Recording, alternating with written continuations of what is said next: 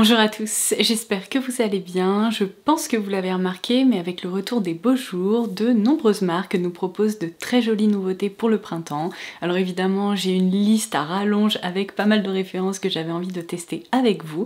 Et aujourd'hui, je vais pouvoir en rayer quelques-unes, puisque l'un de mes e-shops préférés depuis des années, qui est bien évidemment Look Fantastic, m'a proposé de me faire parvenir quelques-unes de ses références afin de les tester et de pouvoir vous en parler. J'en ai également ajouté quelques-unes à ma commande, donc je les remercie de collaborer avec moi sur cette petite partie de la vidéo. Comme vous pouvez le voir, on a un programme chargé qui nous attend et comme d'habitude, le code LFLODOZ reste toujours valable. Il vous permet d'appliquer la meilleure réduction possible sur des centaines de produits sur l'e-shop, que ce soit des produits de maquillage, de skincare, haircare. Il fonctionne même sur des nouveautés qui viennent tout juste d'arriver. Donc au programme aujourd'hui, on a à la fois des produits pour le teint, mais également pour les yeux. Je pense que vous pouvez voir que je suis un petit peu sortie de ma zone de confort et que j'ai réalisé justement un maquillage coloré et printanier aujourd'hui. Du coup je suis désolée, je vous spoil un petit peu, mais dans cette vidéo j'ai même testé un mascara qui, je le sais, se retrouvera dans mes favoris de l'année 2025.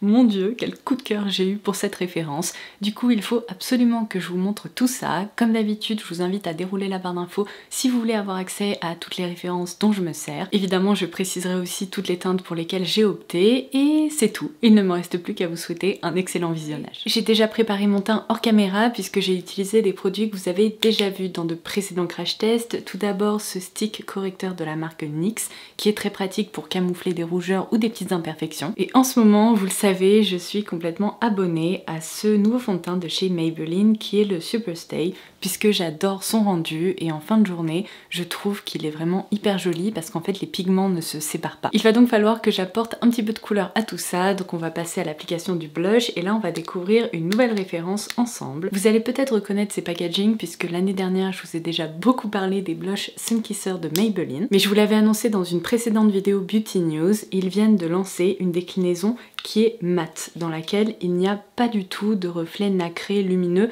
comme c'était le cas dans la première version qui avait été proposée. Sur Look Fantastic, j'ai donc commandé deux teintes. Celle-ci qui est de toute évidence plus foncée, j'ai l'impression que c'est un rouge un peu orangé, qui est la Spicy Red. Et j'ai également une teinte qui est normalement plus rose, mais qui me semble être vraiment corail. Je vais donc commencer par swatcher ça. Si j'ai craqué sur un blush rouge, c'est parce que vous avez peut-être vu cette vidéo qui a fait le buzz. La fondatrice de la marque RMS Beauty, qui est make-up artiste, a travaillé sur des défilés Victoria's Secret. Et elle expliquait que pour donner bonne mine et créer un teint angélique sur toutes ses mannequins, et bien contrairement à ce qu'on pourrait croire, elle n'utilisait pas de pigment rose, mais de pigment rouge, parce qu'en fait c'est vraiment ce qui donne l'illusion de pommettes un petit peu blushées. Alors là j'ai très peur parce qu'avec ma peau hyper claire, mon dieu, il va m'en falloir une micro noisette. Donc ça c'est la teinte rouge. Ouh là là là là là là, j'ai très peur. Bon, heureusement il a l'air de bien s'étaler, mais c'est quand même très intense. Et juste ici, franchement, j'avais raison.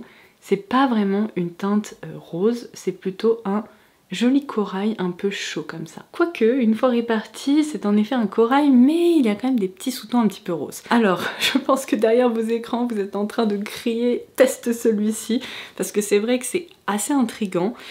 Mais j'ai un petit peu peur. Bon, allez, je vais essayer, je vais vraiment en appliquer un tout petit peu, on va voir ce que ça donne. Donc, comme je vous le disais, mon but est vraiment d'en prélever une micro dose. Dans ce cas précis, il vaut mieux que ce soit trop peu initialement et que j'en rajoute plutôt que le contraire, parce que... regardez, même une micro dose, eh bien je dois dire que ce sont des blushs qui sont en effet très pigmentés et qui franchement jouent dans la même catégorie que ceux de Rare Beauty. Eh bien je dois dire que la micro dose dont je vous parlais, c'est vraiment la parfaite quantité parce que finalement ça se répartit facilement et ça rehausse bien la pommette. L'avantage de couleurs qui sont très pigmentées comme ça, c'est que ça va vraiment à pas mal de carnation. C'est juste que si comme moi vous avez une peau très blanche, il faut faire super attention parce qu'évidemment les pigments se remarquent immédiatement. Et bien je sais pas vous, mais je suis très agréablement surprise, j'aime beaucoup et je trouve qu'en effet ça ajoute de la couleur et ça donne bonne mine. En revanche pour moi, ça manque clairement d'éclat, de lumière, donc je vais appliquer de l'highlighter. En tout cas, si vous êtes à la recherche d'un blush avec un excellent rapport qualité-prix qui vous accompagnera une éternité, vous savez vers quelle référence vous tournez. Dans l'une de mes dernières vidéos dans laquelle je vous présentais les nouveautés printanières de cette année, je vous ai parlé du Beauty Egg 2025 qui est proposé par Look Fantastic, qui vaut vraiment le coup. Si vous êtes passé à côté, je vous laisserai ça en barre d'infos. Et bien sachez que dans ce coffret, il y a cet highlighter de la marque Iconic London qui s'est glissé, et je n'ai encore jamais testé cette référence, et pourtant vous savez à quel point j'adore cette marque. Regardez comme c'est beau. Vous avez juste ici une couleur plus claire, il y a également différents sous-tons qui sont proposés. C'est aussi un produit hyper pratique à avoir en été si vous bronzez, puisque vous avez plusieurs options qui s'offrent à vous. Alors moi, de toute évidence, je suis tout sauf bronzée, donc je vais évidemment me diriger vers la partie la plus claire, et je vais, comme d'habitude, diffuser ça sur les points de lumière de mon visage. J'adore les produits Iconic London. Franchement, si vous aimez le glow, c'est pour moi l'une des marques qui propose les meilleures références dans cette catégorie. Regardez comme c'est beau. Ça ne fait pas de démarcation et pourtant, c'est exactement ce qu'on lui demande de faire, à savoir apporter beaucoup d'éclat. Je vais maintenant poudrer mon teint. Entre nous, je ne sais même pas à quand remonte mon dernier test de produit teint de la marque Lancôme. J'ai l'impression que ça fait vraiment une éternité que je me suis pas penchée sur cette catégorie de produits. Mais je sais que dans leur gamme, vous savez, Teint Idole, le bronzer qui était sorti il y a quelques mois maintenant, a beaucoup plu. Donc en me baladant sur la page des nouveautés sur Look Fantastic, lorsque je suis tombée nez à nez avec leur nouvelle poudre de fixation, j'ai quand même été très intriguée. Donc il s'agit d'une poudre effet floutant. Vous savez à quel point j'adore ça, particulièrement sur la zone T. Je trouve que ça permet en effet d'affiner le grain de peau, c'est très joli. Ça permet également évidemment de fixer le maquillage et ça offre une couvrance invisible.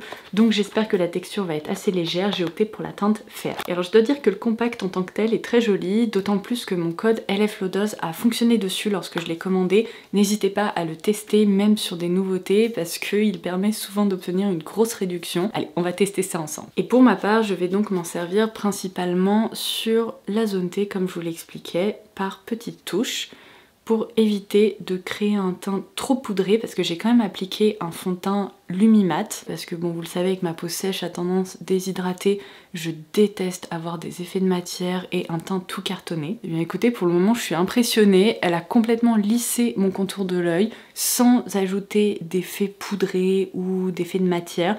En revanche, elle n'apporte pas du tout de lumière. C'est important à noter, si vous êtes à la recherche d'une poudre de fixation qui permet aussi de rendre le teint un petit peu lumineux, là ce n'est pas son cas. Et bien écoutez, dites-moi ce que vous en pensez dans les commentaires, mais waouh! Franchement, si vous êtes à la recherche d'un effet zéro matière, franchement, on pourrait se demander si j'ai vraiment appliqué quelque chose. C'est potentiellement une poudre qui pourrait beaucoup vous plaire. Et pourtant, elle a fait de l'excellent boulot. Non mais ici, surtout là au niveau de la zone des pores, c'est impressionnant. Oh d'ailleurs, j'ai pas pensé à vérifier. Non, il n'y a pas de parfum.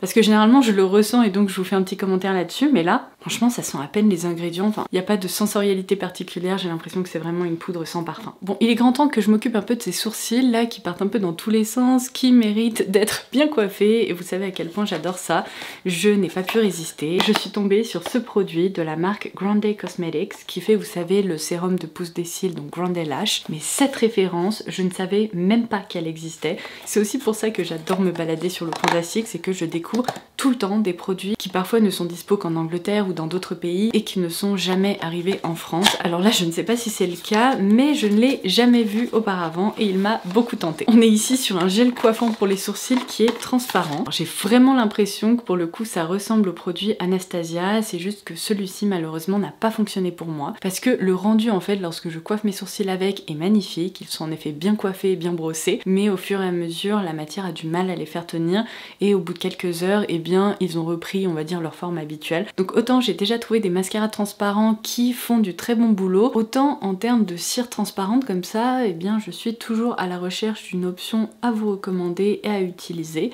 Donc on va voir ce que ça donne. Alors je vais déjà commencer par les coiffer un petit peu parce qu'ils étaient tout ébouriffés. Je pensais que ça allait être comme une pâte un peu dure, mais pas du tout. Ça ressemble vraiment à une petite gelée. Et généralement, pour que le produit tienne mieux, je commence par un peu enrober en fait les sourcils en les coiffant vers le bas. Alors là je ressemble strictement à rien.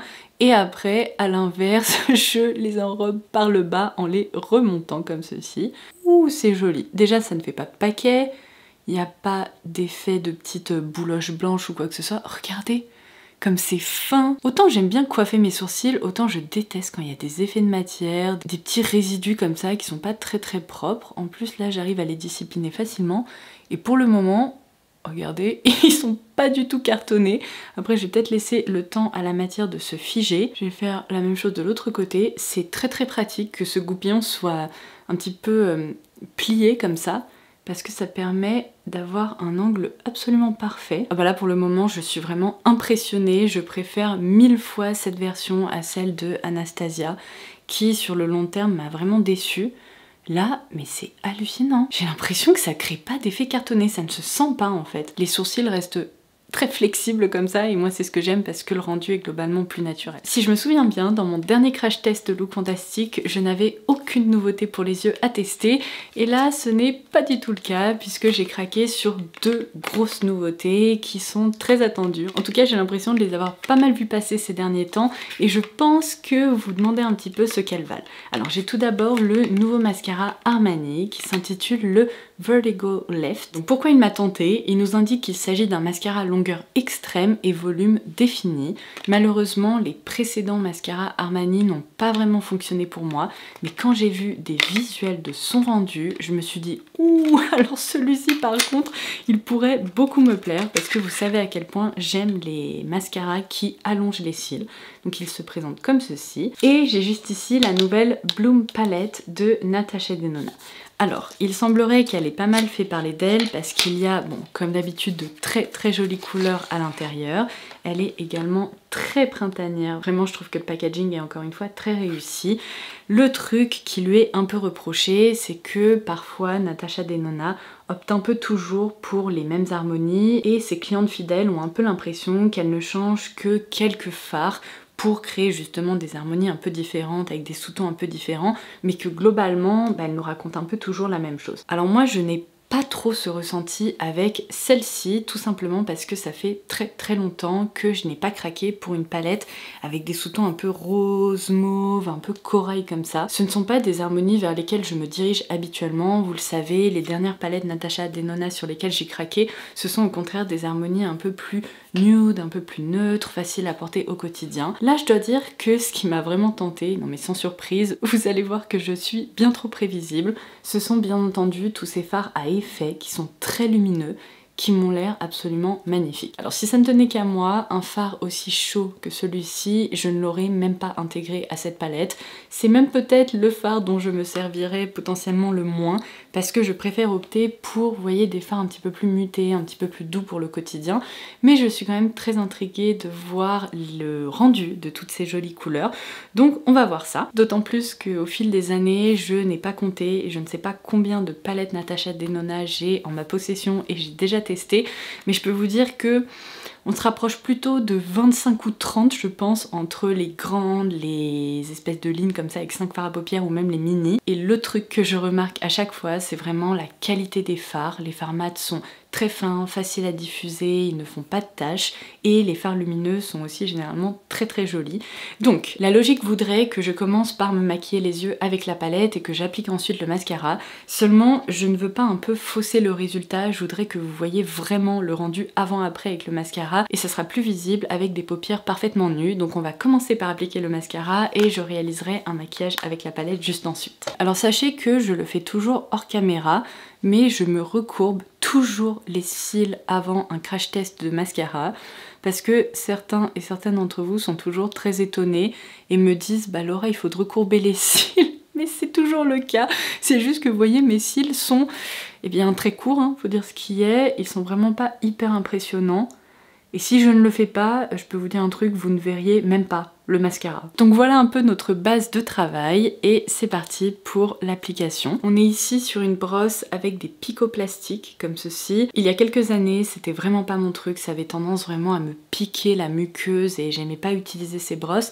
mais il y a eu pas mal d'améliorations ces dernières années qui les rendent beaucoup plus flexibles. Là, je pense que vous pouvez voir que celle-ci l'est aussi. Et elles sont vraiment plus adaptées à mes yeux qui sont très sensibles et puis en plus je suis porteuse de lentilles. Donc disons que j'ai appris à les apprécier avec le temps. Pour info, si ce mascara vous intéresse, sachez que j'ai vu une version mini sur Look Fantastique qui est hyper pratique pour pouvoir le tester avant de craquer sur le full size. Alors pour le moment, je suis impressionnée, il sépare tellement bien les cils, sans faire de paquets, sans les regrouper. Il permet justement de bien les coiffer, bien les étirer. Non mais est-ce que vous êtes en train de voir ce que je suis en train de voir? Qu'est-ce qui se passe?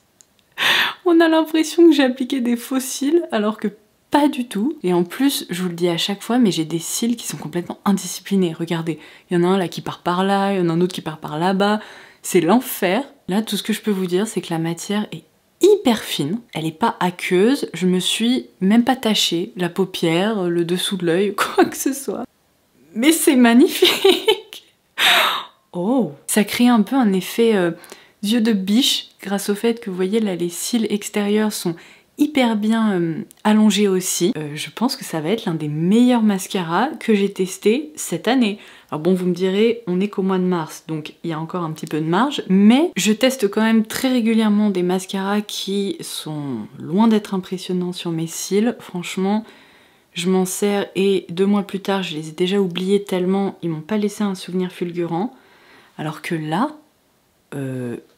c'est magnifique. Eh bien je pense que c'est l'un des mascaras les plus faciles d'utilisation qui offre pourtant un résultat absolument waouh, dont j'ai pu me servir quasiment de toute ma vie. Franchement, je l'adore. En plus, je trouve que sa texture reste très légère, elle est confortable, elle ne se sent pas, elle n'alourdit pas mes cils et franchement, ça se voit grâce à la courbure qu'elle apporte. Mais je suis impressionnée. Je me demande à qui appartiennent ces cils en fait. Moi, habituellement, mes cils ne ressemblent absolument pas à ça, donc je suis ravie. Alors, voici ce que ça donne en termes de swatch. J'avais tout à fait raison, à savoir que les fards qui sont très lumineux comme ça sont hyper intéressants parce qu'ils possèdent un fini scintillant qui est absolument magnifique. Alors là, je suis sous une lumière vraiment très naturelle, donc je vais quand même essayer de vous montrer avec la lumière de mon téléphone. Généralement, les effets scintillants ressortent mieux justement avec un petit spot comme ça, ou évidemment lorsqu'on les place directement sous une source lumineuse. Donc celui-ci là, alors désolée, je m'approche un peu trop, mais celui-ci est vraiment hyper intéressant parce qu'il possède un fini un petit peu mauve, légèrement bleuté, qui est vraiment magnifique. Je suis très contente de constater que dans cette palette, il y a un fard très lumineux, et ça c'est souvent ce qui manque dans les palettes pour le coin interne. Il y a aussi en effet des fards avec des reflets un peu chauds, mais franchement dans l'ensemble j'aime beaucoup cet équilibre un peu corail, rose, orangé et même prune. Je vais donc commencer par balayer la teinte Clean dans le creux. C'est une teinte qui me fait sortir de ma zone de confort parce que, comme vous pouvez le voir, elle est bien orangée. Mais je pense que pour le printemps, ça permet de donner un petit coup de peps comme ça, très sympa. En couleur de transition, vraiment rose tout doux, je vais utiliser la Reine. Et je vais l'appliquer juste en dessous, comme ceci, ainsi qu'en coin externe. Vous voyez, quand je vous disais que les fards mat se diffusent hyper facilement, ils sont intenses, ils font pas de traces. C'est vraiment l'une des caractéristiques des fards Natasha Denona. Alors évidemment, il faut que l'harmonie colorée qui est proposée ici vous plaise, mais il n'y a rien à dire, franchement, c'est impressionnant.